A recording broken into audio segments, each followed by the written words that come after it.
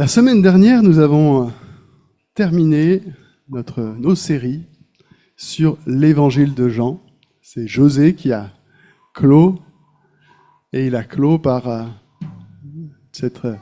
une prédication sur l'apôtre Pierre et sur la réhabilitation de l'apôtre Pierre qui, après avoir renié Jésus-Christ 3 fois, va être devant Jésus. Et Jésus va lui demander 3 fois, « Pierre, est-ce que tu m'aimes ?» Et Pierre lui dira 3 fois, « Oui, Jésus, je t'aime. » Et Jésus lui dira 3 fois, « Alors, prends soin de mes brebis, prends soin de mes enfants. » Jésus a, dans sa bonté, il a rétabli celui qui l'avait renié. Et donc on quitte l'évangile de Jean et on va entrer dans les actes, parce qu'on veut se préparer à un moment très spécial qui arrive bientôt maintenant, celui de la Pentecôte. Et ce passage de la Pentecôte, c'est le moment de la réception du Saint-Esprit par les croyants, se trouve dans les livres des Actes. Et est-ce que vous savez qui a écrit le livre des Actes ? Luc.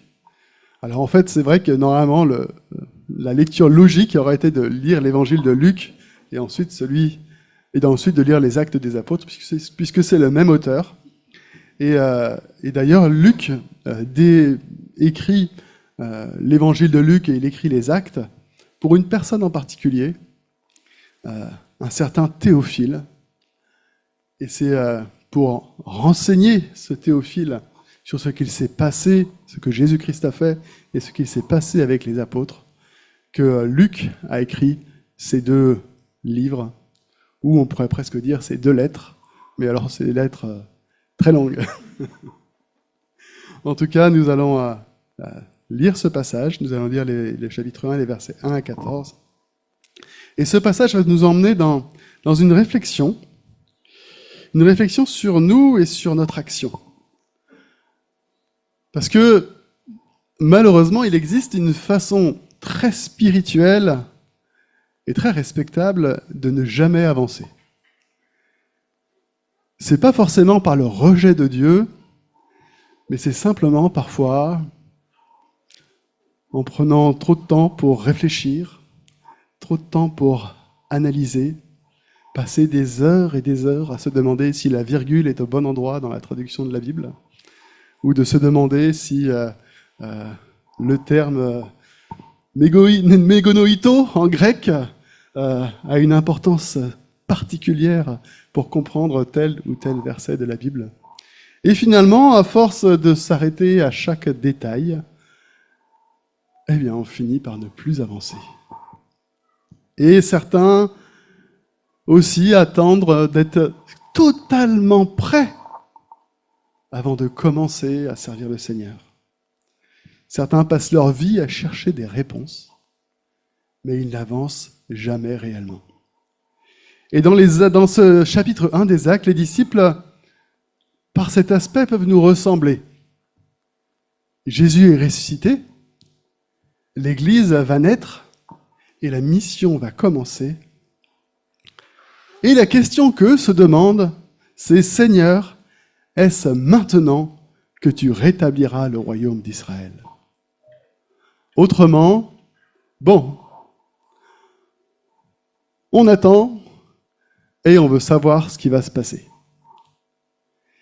Et Jésus, à travers ce passage, va les recentrer, non pas sur un calendrier, non pas sur une compréhension parfaite de toute la situation, non pas sur est-ce que tu te sens prêt au fond de toi pour obéir, mais il va les recentrer sur une promesse, sur une puissance et sur une mission.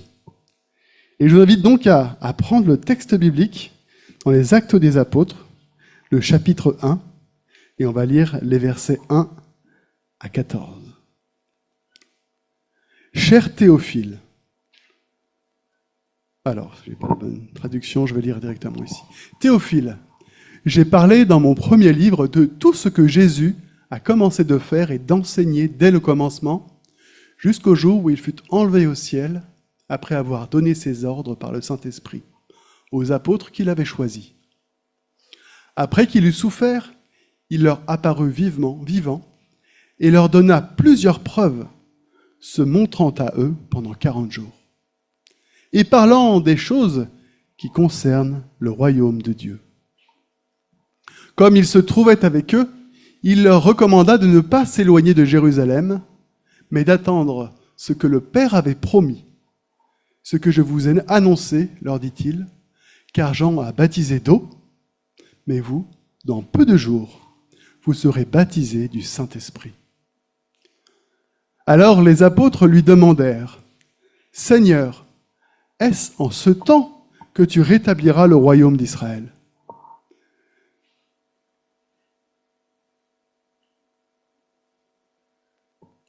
Il manque un passage. « Est-ce en ce temps que tu rétabliras le royaume d'Israël ?»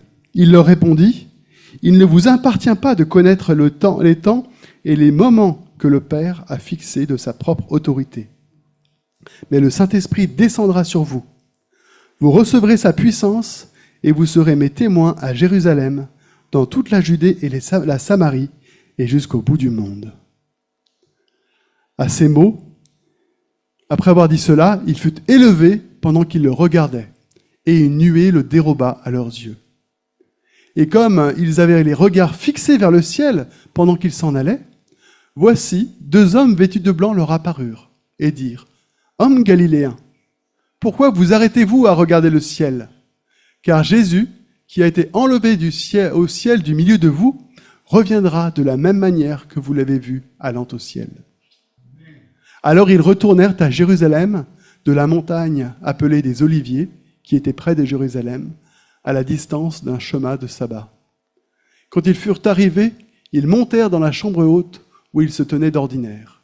C'étaient Pierre, Jean, Jacques, André, Philippe, Thomas, Barthélemy, Matthieu, Jacques, fils d'Alphée, Simon le Zélote et Jude, fils de Jacques. Tous, d'un commun accord, persévéraient dans la prière avec les femmes et Marie, mère de Jésus, et avec les frères de Jésus. Amen.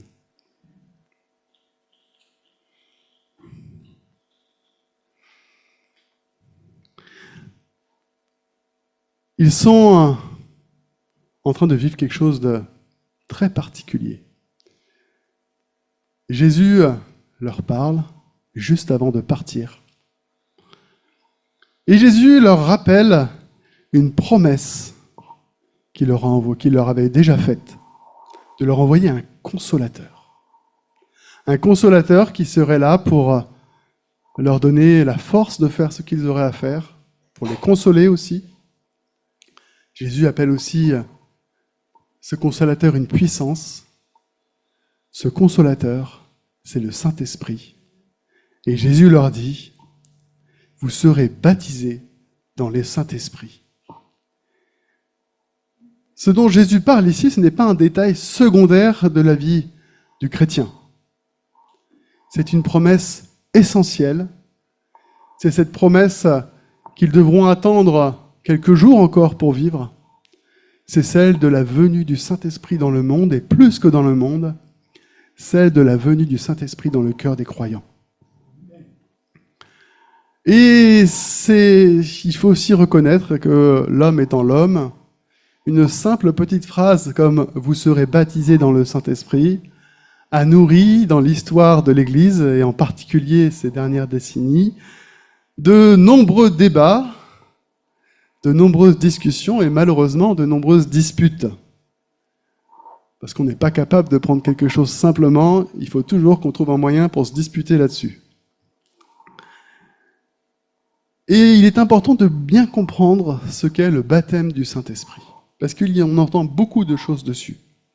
Et ce dont nous avons besoin de savoir, c'est ce que la Bible en dit. Et j'aimerais vous dire d'abord que le baptême du Saint-Esprit, je sais que ce n'est pas ce qui est dit partout, et on va y voir ce matin par contre pourquoi ce que je dis est conforme à la parole de Dieu. Le baptême du Saint-Esprit n'est pas une deuxième expérience que doivent vivre les chrétiens. Je vais donner plus de détails après, mais le baptême du Saint-Esprit, c'est ce que vivent tous les chrétiens. Le baptême du Saint-Esprit se vit au moment de la nouvelle naissance, au moment où on donne sa vie à Jésus-Christ, au moment où on est sauvé, où on est justifié, où on est renouvelé par Jésus-Christ. Paul écrit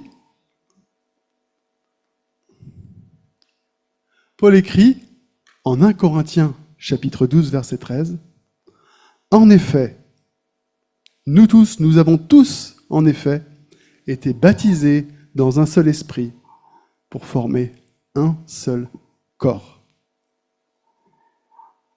Paul ne parle pas ici d'une élite spirituelle, il ne parle pas d'un groupe supérieur de croyants, il ne parle pas d'une deuxième catégorie de chrétiens, il dit « Nous avons tous été baptisés dans le Saint-Esprit ». Et il précise pourquoi ? Pour former un seul corps. Celui qui n'est pas baptisé du Saint-Esprit ne fait pas partie du corps de Dieu. Mais bonne nouvelle, le Saint-Esprit n'est pas une deuxième expérience. Le baptême du Saint-Esprit, c'est ce que vous recevez quand vous donnez votre vie à Jésus-Christ. Si vous avez donné votre vie à Jésus-Christ ce matin, vous êtes baptisé du Saint-Esprit. Tout croyant véritablement né de nouveau a reçu le Saint-Esprit. C'est aussi pourquoi Paul il a dit en Romains 5, « Si quelqu'un n'a pas l'Esprit du Christ, il ne lui appartient pas. » C'est pourquoi, je l'affirme haut et fort, le baptême du Saint-Esprit n'est pas une deuxième expérience. Le baptême du Saint-Esprit est ce que vivent tous les chrétiens qui reçoivent le Saint-Esprit quand ils donnent leur vie à Jésus-Christ. Dans Acte 1, les disciples vont vivre, dans Acte 2, les disciples vont vivre ces situations uniques de l'histoire du salut, où ils croient déjà en Jésus. Ils sont dans la nouvelle alliance, par contre, elle n'a pas encore été complètement inaugurée, parce qu'ils doivent encore recevoir ce Saint-Esprit, qui est la promesse de Dieu. Et c'est ce que le livre des Actes fait dans les 2 premiers chapitres. Il raconte cette transition entre le moment où l'Église n'est pas encore complètement formée, et elle doit devenir l'Église par la réception du Saint-Esprit, et c'est ce que vivent les disciples à ce moment-là. Et la Pentecôte, c'est vraiment un événement fondateur dans l'histoire de l'Église, parce que c'est la Pentecôte qui fonde l'Église. Et après ce moment-là, dans le Nouveau Testament, de nombreux chrétiens de partout, ils vont recevoir le Saint-Esprit progressivement. Il va y avoir les chrétiens de Jérusalem, il va y avoir les Judéens et les Galiléens, il va y avoir ensuite les Samaritains, et il y aura ensuite ceux qui ne sont ni juifs ni samaritains, qu'on appelle les païens. Et c'est à ce moment le Saint-Esprit va être donné progressivement à ces groupes différents, jusqu'à ce que le Saint-Esprit donc soit donné à tous les croyants, à tous ceux qui mettent leur confiance en Jésus-Christ. Mais dire que le baptême du Saint-Esprit a lieu au moment de la conversion, ça ne veut pas dire que le chrétien ne peut pas vivre d'autres expériences avec le Saint-Esprit. Et on doit être rempli d'ailleurs. La parole de Dieu nous dit qu'on doit être toujours rempli du Saint-Esprit. Et je crois qu'on peut vivre dans sa vie des expériences avec le Saint-Esprit. C'est ce que peuvent vivre certains de nos frères pentecôtistes, certains d'entre vous, beaucoup de chrétiens, qui vont avoir un moment très particulier. Ils vont sentir la présence du Saint-Esprit d'une façon particulière. Ils peuvent le vivre 1 fois, 2 fois, ils peuvent le vivre plusieurs fois. Et c'est des moments où on va avoir ce qu'on appelle l'effusion de l'Esprit. Et on va se sentir particulièrement dans la présence de Dieu, particulièrement rempli de l'Esprit. C'est des expériences que j'ai eu la joie de vivre, et je pense que plusieurs d'entre vous avaient eu la joie de vivre cela. Ce sont des expériences qui, je le crois aussi, peuvent parfois être accompagnées par le don d'un don spirituel qui peut être donné par Dieu. Mais il faut bien distinguer ces expériences réelles, ces expériences qui peuvent nous transformer, effectivement, nous amener à mieux comprendre Dieu, à mieux comprendre la parole, à mieux servir aussi. Il faut les distinguer du véritable baptême du Saint-Esprit, qui est pour tous les croyants, et qui fait que c'est par ce baptême que nous sommes régénérés, que nous sommes sauvés, et que nous sommes attachés au corps de Christ. Voilà, j'ai la pleine conviction que c'est ce que nous enseigne la Bible, et ces versets sont là pour nous le dire. Mais j'ai la pleine conviction aussi qu'on peut vivre d'autres expériences. Et on le voit d'ailleurs dans les Actes. La Bible montre qu'il y a des croyants qui sont déjà habités par le Saint-Esprit, comme les apôtres, mais qui vont vivre d'autres expériences. En Acte 4, verset 31, les disciples sont en train de prier, et qu'est-ce que nous pouvons lire ? Ils furent tous remplis du Saint-Esprit. Est-ce qu'ils ont reçu un deuxième baptême du Saint-Esprit ? Non. Non, ils avaient déjà reçu le baptême du Saint-Esprit à la Pentecôte. Mais ils ont vécu un moment particulier avec le Saint-Esprit, et ils se sont sentis remplis du Saint-Esprit. C'était une action nouvelle et puissante de Dieu dans leur vie. Paul écrit en Éphésiens 5, verset 18, « Soyez tous remplis du Saint-Esprit. Soyez remplis de l'Esprit. » Le chrétien possède déjà l'Esprit. Nous possédons déjà l'Esprit. Mais nous sommes appelés à marcher continuellement par l'Esprit. Et justement, malheureusement, cette recherche du baptême du Saint-Esprit, ou parfois cette recherche d'une expérience supplémentaire avec le Saint-Esprit, eh bien, ça peut nous empêcher de servir Dieu.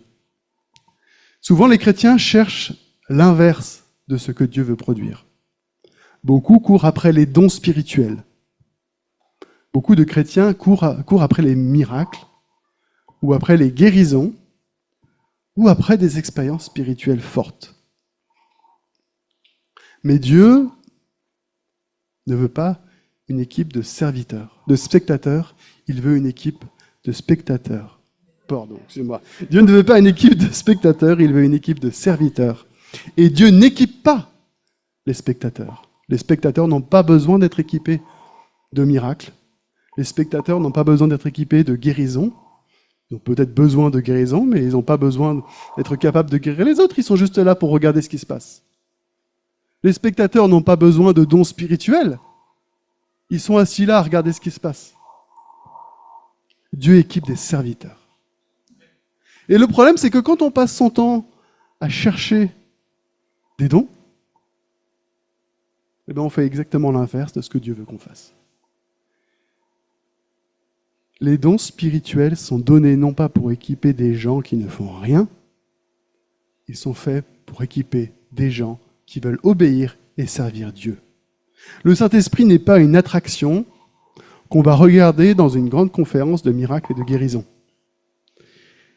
La puissance de Dieu n'est pas là pour faire joli, elle n'est pas là pour épater la galerie. La puissance de Dieu, elle est donnée pour une mission. Et bien souvent, Dieu équipe ceux qui sont déjà dans l'obéissance. C'est-à-dire que la personne va commencer à se dire, le Dieu m'a demandé de servir, Dieu m'a demandé de témoigner, et je vais commencer à servir le Seigneur. Et quand j'aurai commencé à servir le Seigneur, et que là je serai confronté à des vrais besoins, et que là je serai confronté à mes vraies limites, parce que je suis un être humain, alors là Dieu va m'équiper.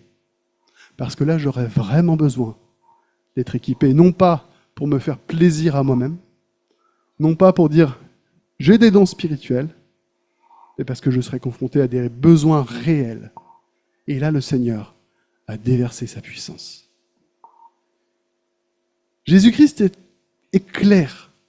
Vous recevrez une puissance et vous serez mes témoins. Le Saint-Esprit est donné pour une mission. Le Saint-Esprit est donné pour que nous soyons sauvés. Il est donné pour que nous ayons la puissance d'annoncer l'évangile de Jésus-Christ. Il n'est pas là pour nous installer non plus dans une certaine fascination. Il est donné pour que nous soyons envoyés. Arrêtez de regarder le ciel, disent les anges aux apôtres. Arrêtez de regarder le ciel. Jésus vous a envoyé.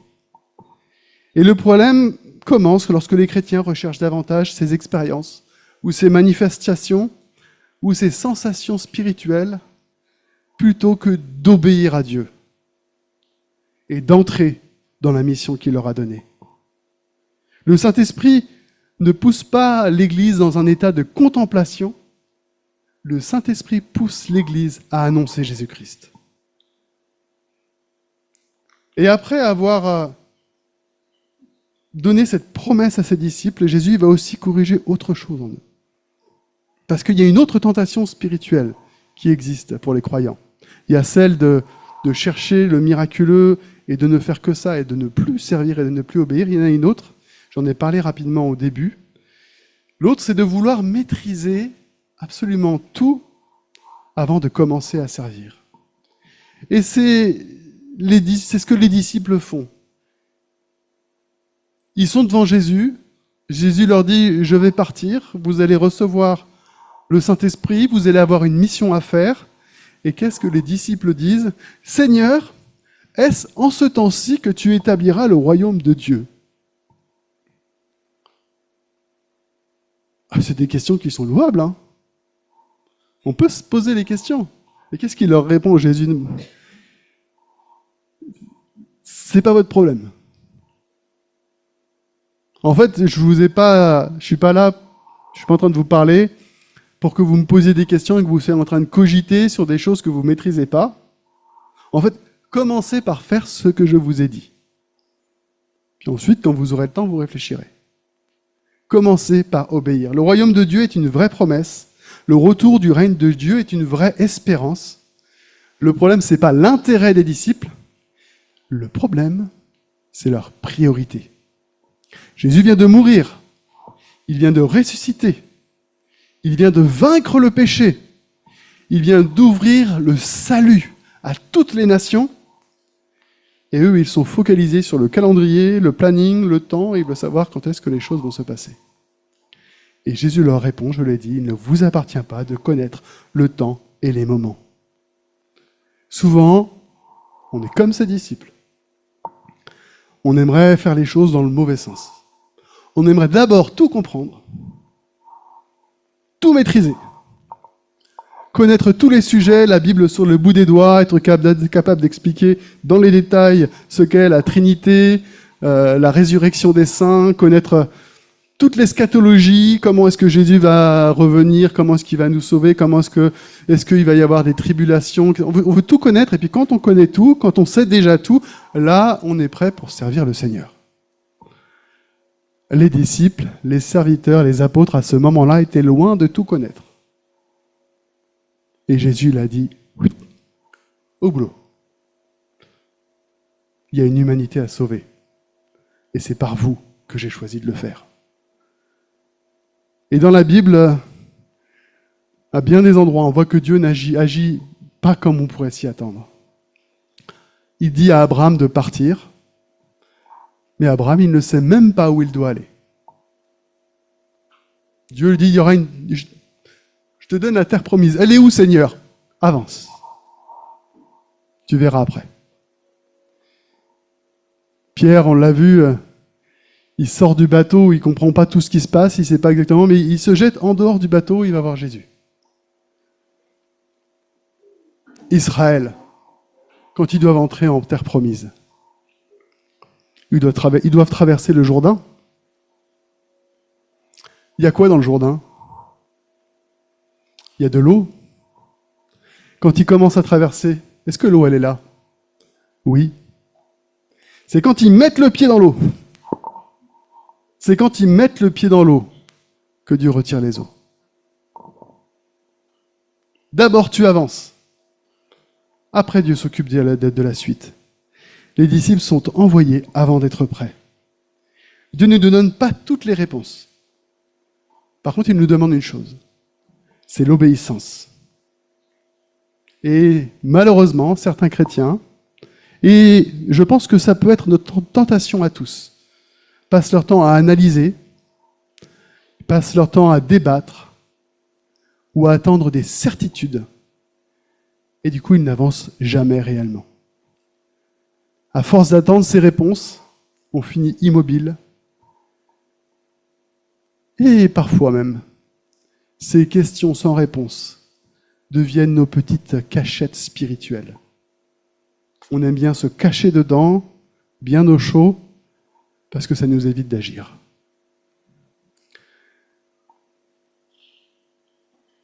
Mais Jésus n'est pas venu pour qu'on soit des spectateurs. Il n'est pas venu pour qu'on se cache dans notre confort. Et Jésus ne laisse pas ses disciples assis à discuter de théologie. Jésus, il envoie. Je suis à la bourre. Jésus, il envoie ses disciples parce qu'ils ont une mission à accomplir. Parce que pendant que le disciple regarde le ciel, pendant qu'on regarde le ciel, pendant qu'on contemple les miracles de guérison, pendant qu'on attend que le Saint-Esprit nous donne des dons spirituels, dehors, il y a des gens qui meurent. Dehors, il y a des gens qui ne connaissent pas Jésus et qui marchent vers l'enfer. Tout guilleret, tout joyeux, sans même se rendre compte de ce qui se passe. Et nous, on est assis là, à attendre de recevoir ce dont on est persuadé d'avoir besoin, alors que Jésus t'a juste dit, tu vas dehors et tu ouvres la bouche. Les chrétiens attendent et les gens meurent. Les gens souffrent, sans espérance. Les gens décèdent sans avoir entendu l'évangile clairement. Et Jésus, dans tout ça, il nous regarde et il nous dit, moi, je ne suis pas mort pour que tu passes toute ta vie assis. Je t'ai sauvé et j'ai fait de toi un témoin.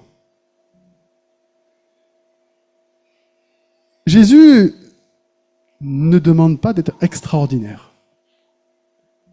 Jésus ne te demande pas d'être un super apôtre, un archibishop et tous les archis que tu veux. Il ne te demande pas de connaître la Bible par cœur. Jésus te demande quelque chose de très simple, d'ouvrir la bouche et de témoigner. Et le cœur de ce passage est là. Vous recevrez une puissance et vous serez mes témoins. Jésus leur donne sa présence par l'Esprit Saint. Jésus leur donne sa puissance par l'Esprit Saint. Et Jésus les fait entrer dans sa mission de sauver le monde. Quelques semaines plus tôt, ils étaient en train de fuir. Quelques semaines plus tôt, ils étaient en train de douter. Pierre reniait Jésus. Et Thomas avait encore du mal à croire. Et pourtant, c'est ces personnes-là que Jésus envoie. Quelqu'un qui l'a renié. Quelqu'un qui n'a pas voulu croire à la résurrection, donc il ne touchait pas les plaies de Jésus-Christ. Ce sont des disciples imparfaits. Ce sont des apôtres imparfaits que Jésus a envoyés. Parce que la mission de Dieu ne repose pas sur notre perfection. La mission de Dieu repose sur la puissance du Saint-Esprit qui vit en nous, qui vit en toi. Tu attends peut-être de devenir compétent. Tu attends peut-être de devenir courageux. Tu attends peut-être de devenir plus spirituel ou d'être capable d'avoir des paroles convaincantes. Mais Jésus ne cherche pas des experts. Jésus, il a pris des pêcheurs, des gars qui avaient aucune éducation. Tout ce qu'il savait faire, c'était pêcher des poissons. Il a pris un gars qui était collecteur d'impôts, qui était considéré comme les pires des Juifs qui collaboraient avec l'ennemi. Jésus, il y avait parmi des personnes, dans ceux qui le suivaient, il y avait beaucoup de femmes qui n'étaient même pas considérées comme dignes de confiance, ni dans le monde romain, ni dans le monde hébreu de l'époque. Une femme parlait, mais bon, tant que c'est une femme, c'est pas très intéressant. Pourtant, Jésus, il a pris toutes ces personnes-là. Il leur a dit, vous allez être mes témoins. Il n'a pas été chercher le grand prêtre sacrificateur du temple de Jérusalem. Il n'a pas été chercher Ponce Pilate, le consul romain, qui avait toute autorité et qui savait parler, il a été chercher ceux qui sont petits, ceux qui sont faibles. Et il a dit, c'est vous qui serez mes témoins. Oui, Jésus ne cherche pas des personnes parfaites. Il cherche des personnes obéissantes. Et une bonne nouvelle pour toi, tu n'as pas besoin d'être impressionnant pour parler de Jésus à ton collègue ou à ton voisin ou à ton ami, à ton enfant, à ta famille. Ils t'aiment, ils te connaissent. Tu as juste besoin d'ouvrir la bouche et de leur dire simplement ce que tu vis avec Jésus. Et vous savez, le plus grand mensonge auquel les chrétiens croient parfois, c'est plus tard. Tu pourras le faire plus tard. Quand tu seras mieux préparé, quand tu connaîtras mieux la Bible, tu pourras parler. Quand tu auras reçu le don d'évangélisation, tu pourras parler. Non. Obéir. Pas attendre. Arrête d'attendre d'être prêt. Combien de temps vas-tu encore attendre pour ces connaissances? Quand est-ce que tu seras satisfait de tes capacités? Quand est-ce que tu auras la stabilité que tu attends dans ta foi? Si les apôtres avaient attendu comme ça, ils n'auraient jamais commencé à évangéliser, ils n'auraient jamais commencé à annoncer la parole. Ils auraient été à la synagogue, ils auraient fait 10 ans d'études, et au bout de 10 ans d'études, ils auraient commencé, ils auraient été fatigués, ils se seraient posés dans un coin, et puis ils auraient débattu sur 2 ou 3 versets bibliques. Est-ce que tu crois vraiment que Pierre était prêt? Pierre, il venait juste de renier. Est-ce que tu crois que Thomas était prêt? Thomas, il venait juste de se faire reprendre par Jésus-Christ qui lui disait « Aie foi en moi, ne sois pas incrédule ». Les disciples n'avaient pas tout compris, mais ils ont obéi. Parce qu'à un moment, il faut arrêter d'attendre une permission que Dieu t'a déjà donnée. Si tu appartiens à Jésus-Christ, je l'ai dit, le Saint-Esprit habite déjà en toi. Tu n'as pas besoin d'un ministère célèbre, tu n'as pas besoin d'un don spectaculaire, tu as besoin d'ouvrir la bouche. Alors, Jésus dit à ses disciples, « Pourquoi êtes-vous encore là à regarder le ciel ?» Autrement dit, pourquoi êtes-vous encore arrêtés? Et cette question, je crois, elle traverse les siècles et elle vient jusqu'à nous ce matin. Pourquoi restes-tu immobile? Pourquoi gardes-tu l'évangile pour toi? Pourquoi attends-tu encore? Pendant que tu regardes le ciel, le monde autour de toi s'effondre. Quelqu'un cherche le sens de sa vie. Et quelqu'un a besoin d'entendre parler de Jésus-Christ. Toi, tu as l'évangile. Toi, tu connais Jésus. Toi, tu sais qu'il sauve. Là-bas, dans la brocante, il y en a beaucoup qui ne savent pas. Là-bas, dans toute la ville, il y en a beaucoup qui ne savent pas. Alors, juste, parle. Même si c'est maladroit. Même si tu as peur. Même si tu trembles. Parle. Annonce Jésus-Christ. Dieu n'a pas besoin que tu sois fort pour t'utiliser. Il n'a pas besoin que tu sois impressionnant. Il a besoin que tu sois disponible. Il veut que tu te lèves. Il veut que tu avances. Que tu pries, parce que c'est par des gens ordinaires que Jésus a bouleversé le monde. C'est par des gens ordinaires qu'il va continuer à le faire. Il y a quelques années, je suis allé écouter Reinhard Bonnke. Et j'étais dans cette conférence, c'était la dernière fois qu'il venait à Paris. Reinhard Bonnke, c'est un grand évangéliste. Beaucoup connaissent sûrement Billy Graham. Reinhard Bonnke, c'était quelqu'un qui était de la même trempe. Et ce jour-là, Reinhard Bonnke parlait du réveil. Il parlait du besoin de témoigner. Et il disait qu'il était déjà venu en France il y a quelques dizaines d'années et que depuis, rien n'avait bougé. Et à un moment, il s'est un peu énervé. Et il a dit, mais il serait temps de se bouger, les chrétiens en France. Et pendant qu'il prêchait, je me sentais bouillir sur ma chaise. Et je me disais, mais il a raison. À quoi ça sert d'écouter encore et encore des prédications? À quoi ça sert d'écouter encore des gens qui vous parlent et qui vous parlent d'évangélisation? Jésus ne nous demande pas d'écouter encore et encore et encore les mêmes choses. Jésus nous demande de nous lever. Ce jour-là, je n'ai pas attendu la fin de la prédication. C'était la dernière fois que Reinhard Bonnke venait en France. En plein milieu de sa prédication, je me suis levé, je suis allé dans la rue, je suis allé annoncer l'évangile. Parce que je ne tenais plus en place. Il fallait que j'aille annoncer Jésus-Christ. Et honnêtement, c'est un peu l'effet que j'espère cette prédication fait en vous ce matin. Jésus-Christ ne t'a pas donné son esprit ce matin pour que tu restes assis. Il te l'a donné parce qu'il veut faire de toi un témoin. Alors si à la fin de cette prédication, nous retournons simplement chez nous, si tu reprends ta petite semaine et que rien ne change, si c'est ce que nous faisons cette semaine,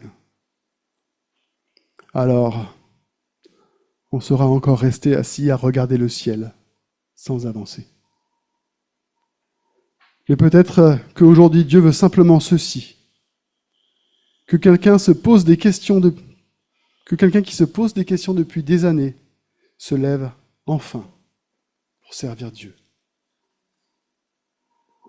Que si tu te bloques dans tes peurs, dans tes questionnements, avant d'annoncer, avant de parler depuis des années, tu trouves enfin, après cette prédication, la force de parler à un voisin, la force de parler à un collègue, la force de parler à ton ami à qui tu veux annoncer l'évangile depuis si longtemps, mais tu n'as pas trouvé le courage de le faire. Ou à ce membre de ta famille, tes parents, ton père, ta mère, ton mari ou ta femme, ton fils ou ta fille, ton frère ou ta sœur. Si après cette prédication, si cette semaine, tu te lèves et tu parles, pas demain, pas quand tu te sentiras prêt, mais dès aujourd'hui, alors cette prédication aura touché son but. Dieu a fait de vous des témoins. Il faut arrêter d'attendre ou d'être prêt. Tu es le témoin de Jésus-Christ. Amen.